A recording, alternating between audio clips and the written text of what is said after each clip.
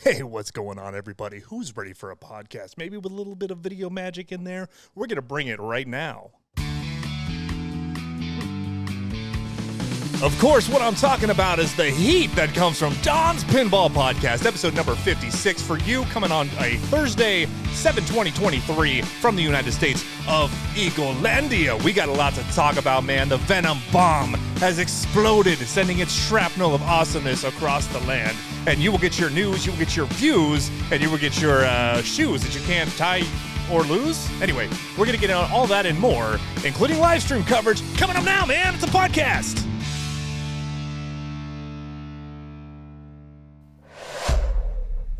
Whoa, that was hitting extra hard because we got the Venom drop going on right now. We are in the midst of it. We're in the midst of the release of a new game from Cornerstone, from Stern Pinball, the pinball megalithic company that's putting out most of the games that we're playing. All right, so we're right in the middle of this here. They've rumored the game. The game has been revealed. It's been teased, and we got our live stream last night from Mr. Jack Danger et al. From the San Diego Comic-Con. Starting today, man, you can go play this game in 2 versions on site if you got yourself a laminate.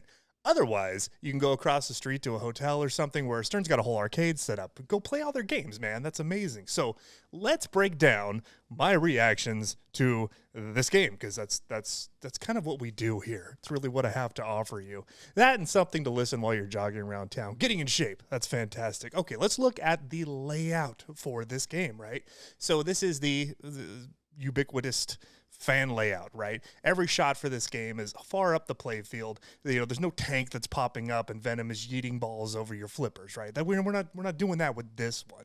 And fan layouts, are fun. They give you some wide open area to play with. We've seen a lot of this, most recently with Stern's Star Wars, Elvira's House of Horrors, and even more recently with things like Godfather that has adapted that, and now Venom. So, always welcome to the mix. Cool layout. The thing I was struck with the first time I saw this is I saw this kind of open play area, and then towards the back, I thought I was looking at It's a Small World, right? Just this huge city facade where everything's there in the back. Now that I've had time to kind of go over the higher resolution images that we have now, I can kind of, get a layout in my mind of actually what's going on. This took me a little bit to figure out. And it started when I went back trying to find the spinners. I'll get to that in a minute. So let's just talk about the layout here, okay? So 2 flippers down at the bottom, no flippers up the side, so this isn't like some 4-flipper game or whatever. You've got a nice orbit on the left and right, classic orbit, although there's some upposts in the back of the orbit there to help divert balls. And that's where this has given me a bit kind of Godfather-y vibes, where it's a game where most of the things are up at the end of the playfield, but there's a lot of variability that comes into play there without having like a large, Venom bash head or anything. So you got your orbits. The orbits look cool. You've got ramp shot coming up next from the left. It kind of does that 180-degree thing at the top that Munsters did. Okay, fine. The wire forms here, of which there's 2 main ones. They also have that locking mechanism on either side, which adds something to kind of the barrenness of the sides there. I'll get to that in a minute. Let's finish out. What else do we got? After that ramp shot, I think the next thing is the bell tower. Now, I'm not deep into the Venom lore. I dig the guy. I've watched the cartoons, seen some of the movies, but I haven't read a Venom comic book. So maybe there's some reverence to this bell tower somehow. I know sound affects the symbiote known as Venom. But I was getting like Taco Bell vibes from this. I just went out and got a cheesy gordita crunch just because of all the bell action I've been watching in these live streams, right? So you got your bell tower with stand-up target. Next to that on the premium and LE, you've got this mechanism that looks like they took the Avengers Tower from Avengers Infinity Quest, turned it into a giant 180-degree serviceable ramp entrance. Otherwise, it rocks back like a bookcase that the cat's jumped up on, and it's falling over backwards, right? So I was calling this the bookcase mechanism. I've heard other people refer to it more as a Ferris wheel, because as this giant 180 tall scoop tower thing tilts back, it reveals some additional shots under there. If you get the premium and the LE edition, the Pro edition, you ain't got this. So, this thing looks neat, right? So you got the 180 ramp, and it's, normal conformation. it tilts back, and I think either the second tilt has an area where an up post comes and it can lock a ball for a moment, or in its final form there's a pass-through. That may be vice versa. It's kind of hard to tell because the action was so frenzied. But following that, you have, the entrance to the horseshoe, and then, there's another plastic ramp that's in there kind of in the middle that serves the right wire form, and then there's the right orbit there. And then all through the back, though, there's hidden little entrances and things. There's a skill shot area that comes in. There's a giant vuck that shoots the ball up in this inverted rainbow ramp just to get to the wire form. The pop bumpers are there. They weren't initially obvious to see. There's 2 pop bumpers. They're hidden back there underneath Carnage. Oh, I slipped over Carnage.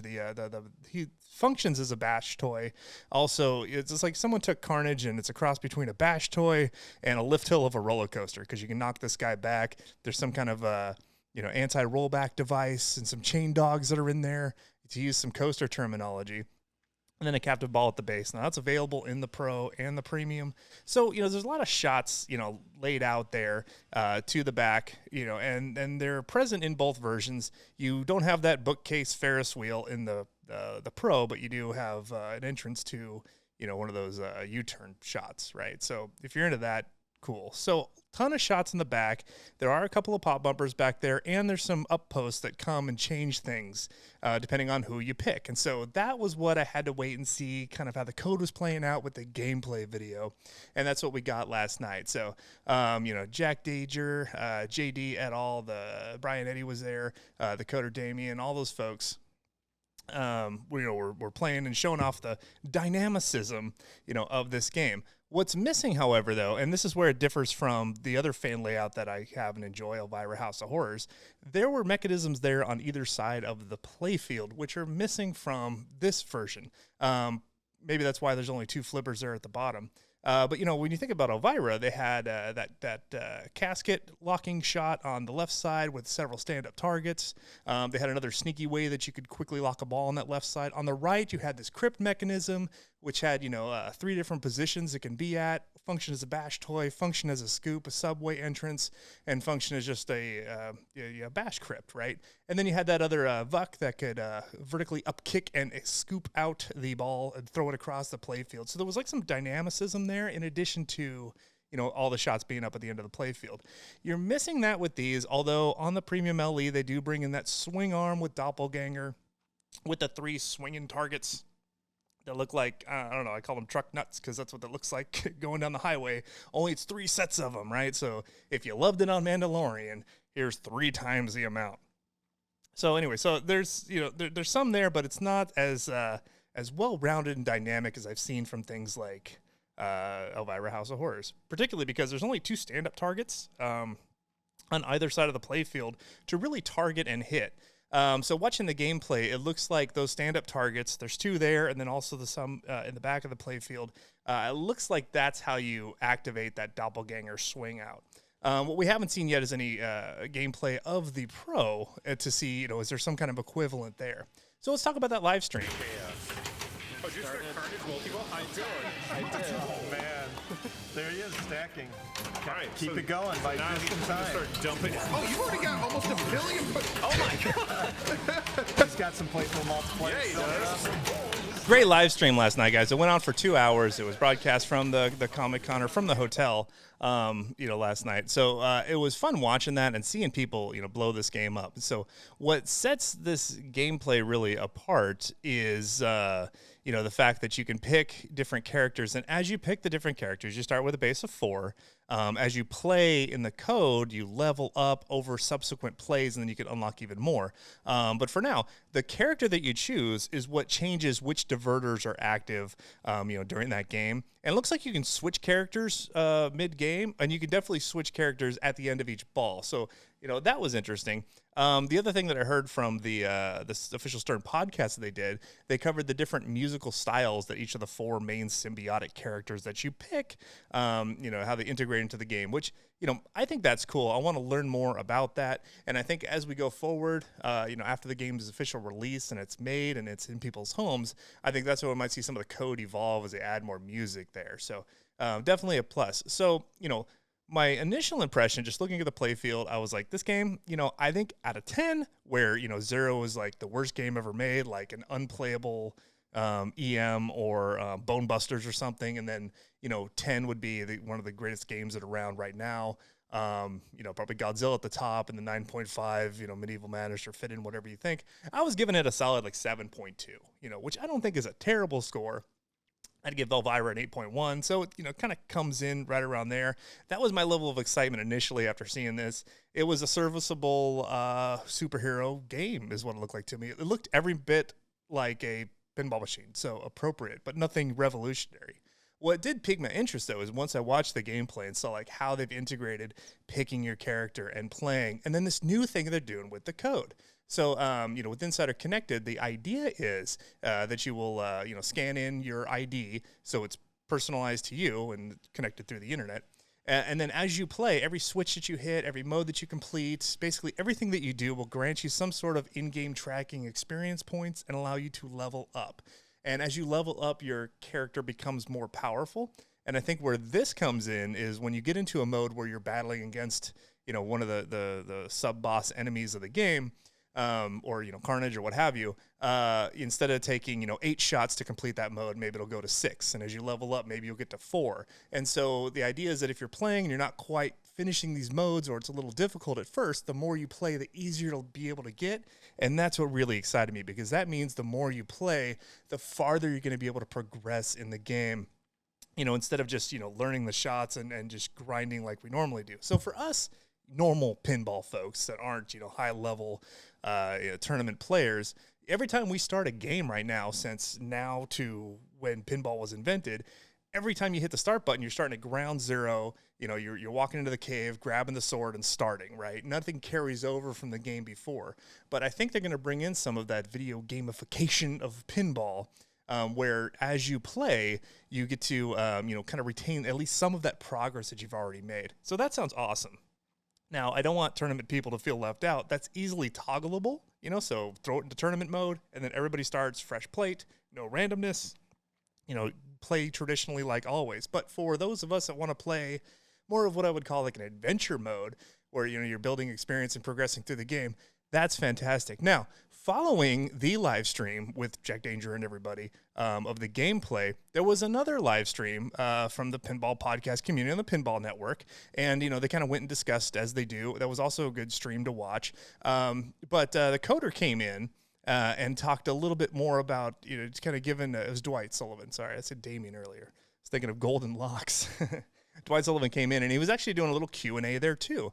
And so basically, your 4 characters that you start with, as you level up and make it all the way through beating the end boss Null, right, this big baddie symbiote guy, that will then award you one of 3 additional Marvel characters that you can then play at going forward.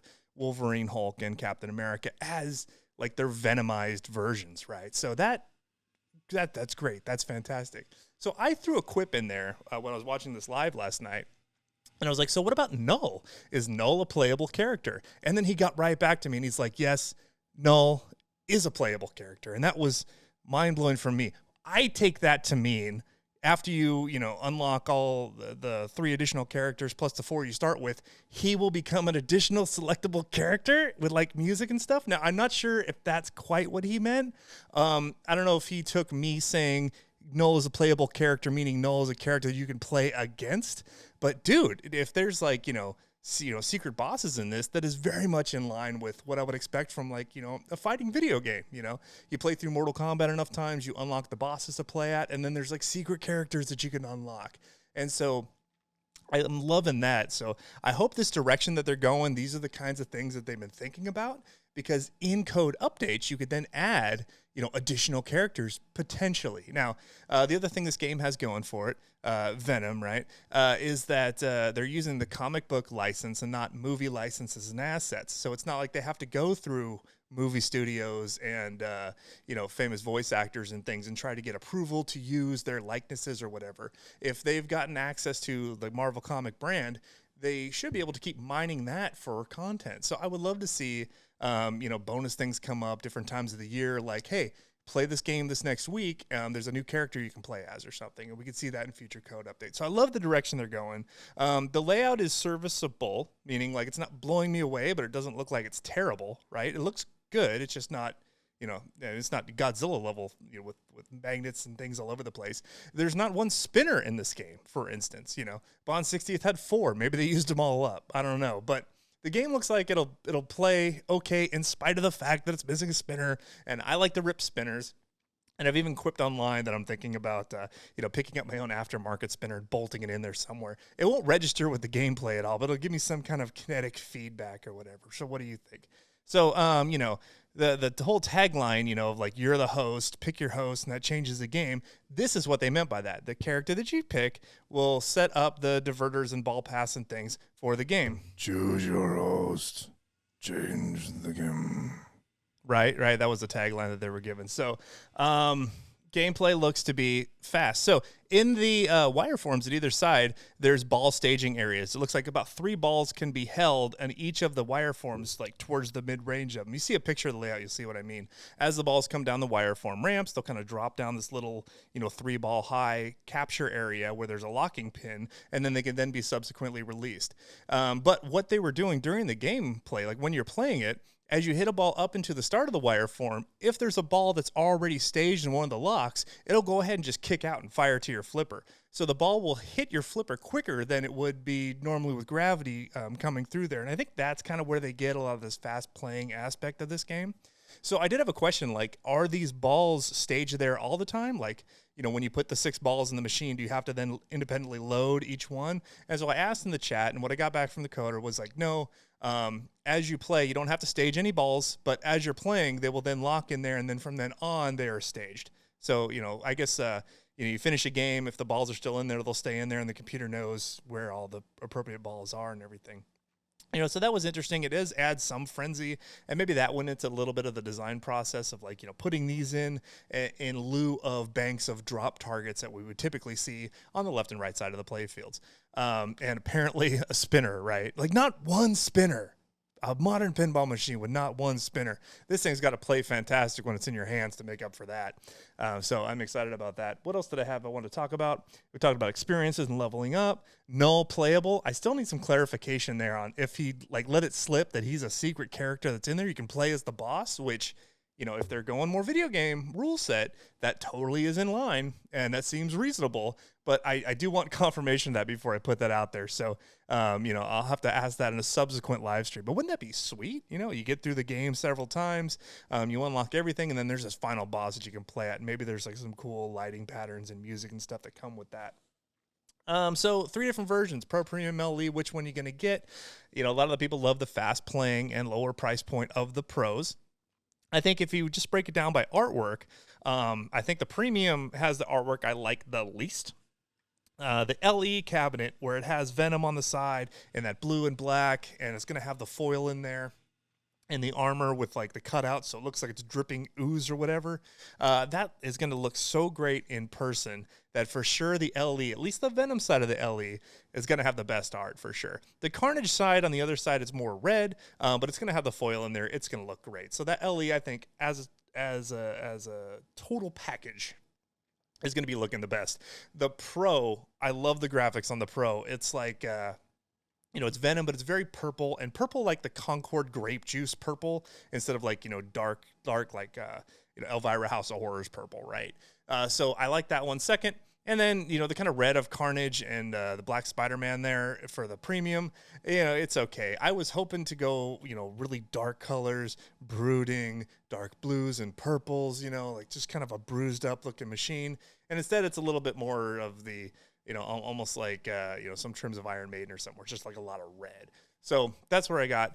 I think that the changing playfield is going to be such a huge component to this game. It's only available on the Premium and the LE version. The Pro version doesn't have the tilting bookcase mechanism, and it's not going to have a lot of the ball diverting aspects of it. So I don't know. From what they say, it's supposed to play faster. We haven't seen a gameplay stream yet of the Pro. It's probably coming up this week. Heck, it might even happen today. So I'll look for that. But I think for getting this game with how it's designed, the more you play it, the more experience points you get, the nuances between all the different characters, I think that the heart of this gameplay is only going to be available on that Premium level and up. So I've already, full transparency, I've already put in my order for a Premium. That's the one I want. Should you get an LE? I think the LE is going to look great. The limited edition, there's 1,000 of them. The premium version is coming in just under a hair under $10,000, so it's already expensive. You're looking at the smallest hair under $13,000 for that 1,000 edition, limited edition. Here's what it comes with. The foil cabinet art on the sides is going to look great. Is it worth $3,000? You're going to have some custom cut armor with powder coat that will save you a lot of steps in fabrication, sourcing, and powder coating your own armor. So, okay. But if you want the coin door to match, you're going to have to pull that off and get that dipped anyway. Invisiglass will be on there. It's about $250. You can add that yourself pretty easily, as you can with the shaker motor that it comes with. The interior art blades, though, I do want to pause here and give a shout out to whoever came up with this this decision to go with the art graphic mirrored art blades for the interior of the cabinet. So as you're playing, the plain black inside of the cabinet playfield under the glass, instead of just having the acrylic decals like we're typically used to, there's been this trend to take the mirror blades, which have always been available, but to overlay graphics on top of that mirror and stick those in there. And those look like fire. I hope those come as an accessory.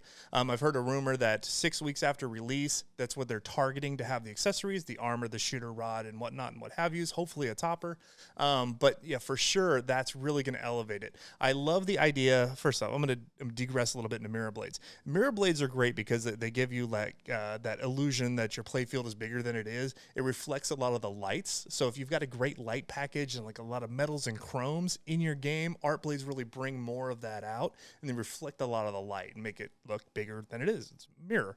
But they do detract a little bit. I do like the look of art blades because it kind of completes the look. The playfield art kind of comes up to the sides of the cabinet, makes a cohesive package. So mirroring those two ideas of bringing the art in there so everything looks complete and finished, but also having that reflectiveness, I am giddy for that, sir. I think that's great. I'm going to give somebody a shout out for that. Mirrored art blades.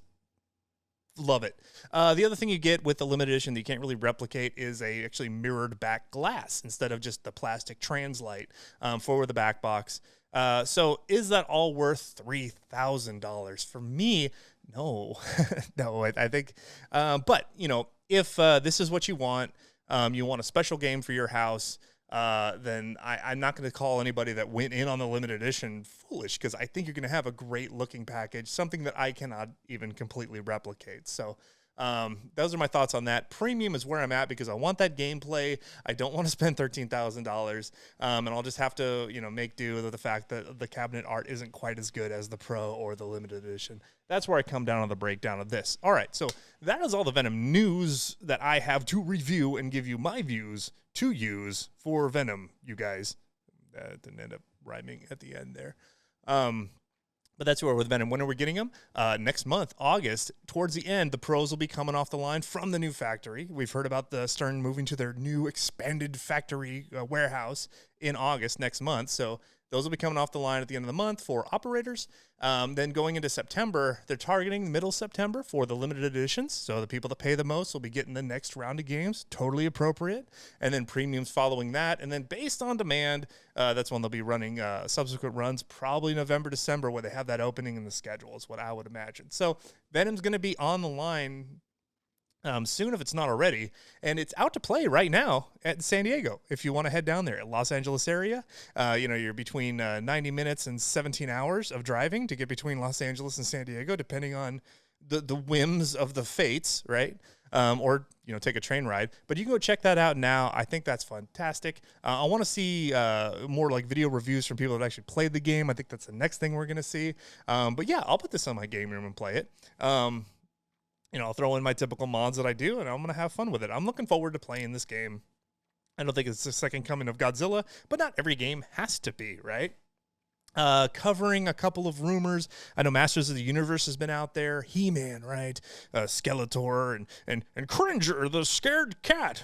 Come on, Cringer, we're going to go find the sorceress. Oh, Prince Adam, I don't know if I feel like doing that. Can I go hang out here with Snarf? Snarf, I'm not even supposed to be in this cartoon. I'm not even going to do Orko. So it was rumored that Stern had that license. I guess the rumor now is Stern does not have that license, and the Masters of the Universe pinball machine will be produced by, right now there's a rumor says, American Pinball, right? Our Galactic Tank Force friends. Dude, Lord help them if they take that movable tank tread tank from Masters of the Universe and stick it right there between the flippers and just shoot balls over at me. Hopefully they've learned from that mistake. I hope it's not this rumored food truck game that's being overdressed with Masters of the Universe stuff. Well, who knows? Maybe food truck had a great layout and a terrible theme. Maybe food truck was the project secret name for the Masters of the Universe machine, and this has been in development for 4 years now. Who knows what's really real in all this? But I've heard from multiple sources. It's up on Nap Arcade. So it's got to be true, I think, at some level, that Masters of the Universe pinball machine is being worked on or has been worked on by somebody.